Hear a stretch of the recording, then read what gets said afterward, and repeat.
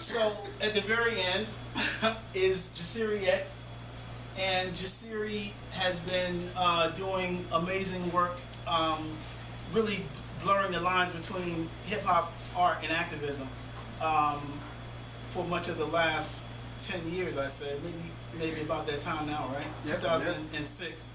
Yep. He jumped on the scene with Free the Gen 6 and has been going at it hard ever since. His most recent album is Ascension, and he does work in Pittsburgh with a group of young boys and a community organization that focuses on nonviolence,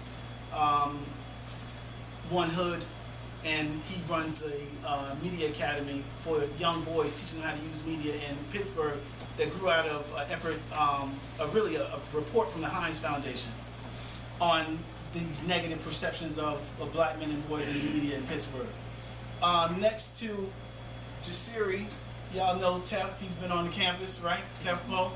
And TEF and Netta and Ashley, we learned very quickly were three of the folks who were on the ground making things happen when things jumped off in August, and everybody was kind of like trying to figure out what was going on. And I was talking with Jasiri, and we were talking to different people that we knew. Was like, well, who do we know who's out there? And so Jasiri really, through his work with Mr. Belafonte and others, got us all connected. TEF, you all know, is an MC. He's also a writer. I think enough people don't know that. He writes a column for the Riverfront Times and has won an award from the National Association of Black Journalists for his writing. He's also an amazing MC, and he also is an amazing activist and has worked with Amnesty International, Hands Up United. What's the other group I'm thinking of? Organization of Black Struggle. Anybody that's trying to get free. Yeah. Next to TEF is Janetta Elsie.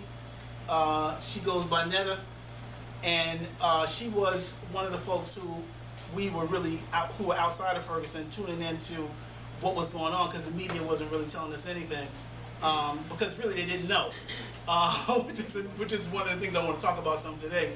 And so the Ferguson protester newsletter was started and really helped a lot of people nationally wrap their heads around what was going on. She has been an activist prior to that, working with young girls in her community, and is now doing some work with Amnesty International, which I'm going to let her tell you about. Next to Netta is Dr. Jelani Cobb, who's the director of the Africana Studies Institute at University of Connecticut, formerly a Spelman. I'd like to make sure people know that. Dr. Cobb has written 3 books, at least, that come to mind: To the Break of Dawn, Dave Chappelle, The Devil and Dave Chappelle, right?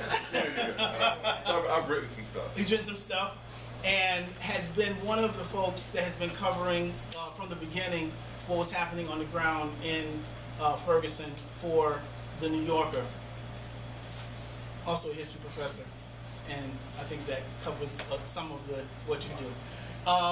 And next to Dr. Cobb is Ashley Yates, and Ashley co-founded an organization called Millennial Activists United in Ferguson in the immediate aftermath of the Mike Brown state-sanctioned murder. I like to use that language. I think it's important that we get used to using it, because that's what it is.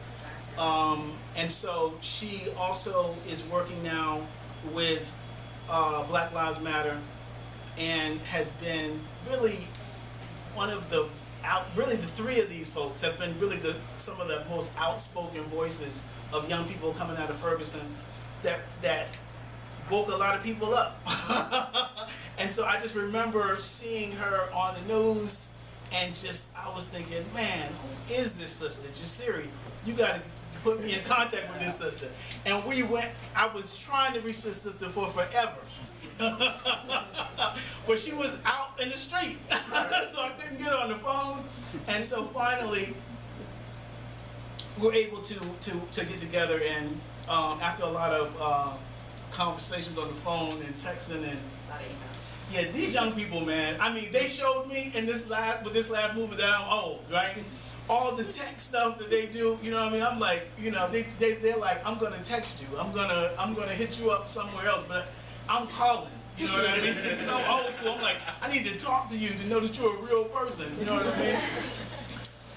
So I think what I want to do first is maybe we should. Tef, do you want to do a acapella piece to kind of set us off a little bit? Cool, that's cool. Let me think. It is a hip hop archive. All right. So I wrote this piece about, you know, what it would be like to climb to the top of the St. Louis Arch, and all these other highly imaginative things started happening as I climbed up to the top of the arch. So, like a African witch doctor, mass Sicilian, it's genocide, and I never seen past the village. I'm on top of the arch, feel it in my poise, overlooking the bridge to see Illinois. Maneuver the wrong way, I might fall off. A black crow on my shoulder, grenade in my hand. Victory is mine, I celebrate in advance, must succeed. I had to climb uphill. While most people were asleep, I climbed up here. People gathered below to say I'm out of my mind, and I replied, I'm just trying to talk to God. At that moment, the Mississippi River came alive, not a mouth, but 2 casino boats were his eyes. He said he was patiently waiting for me to die, and white people taught him to devour my kind. The fear of all fear hummed in myself. Then the river started growling, howling in filth. The stench of dead slaves was humming on its breath, and a rain cloud said, I'm a plummet to my death. So the voices utter, what are you doing now? Get his spouse and mother, this is a suicide. The helicopters hover, disturbing the wind, the turbulence hit me, and I'm nervous again. The helicopter started talking. This is what he said, if that brother act bout it, shoot him in his head, let his body give in, chop off his legs, face level with the sun. I noticed a few tears, he couldn't shine, because the city hadn't seen him in years. He said, this metal structure blocked most of his rays, so behind some dark clouds he spent most of his days. Said he seen guns blaze and plenty people die. Man sent rockets to the moon to defeat him. Henceforth it ain't nothing new underneath him. So the sun reclined and the arch came alive. And as the wind blowed, he swayed to the side. He said it's hard being tall, not many places to hide. He was the tombstone where my ancestors lied, yet he wasn't erected when most of them died. A trademark to the city, symbolic to the peace. But him and Martin Luther King Bridge got beef. Blunt smoke raising. Gunshots from East St. Louis don't faze him. He had cousins in New York, and both of them were twins. An airplane crash put their life to an end, so the sun reclined and the arch came alive. Oh, I forgot, I don't know.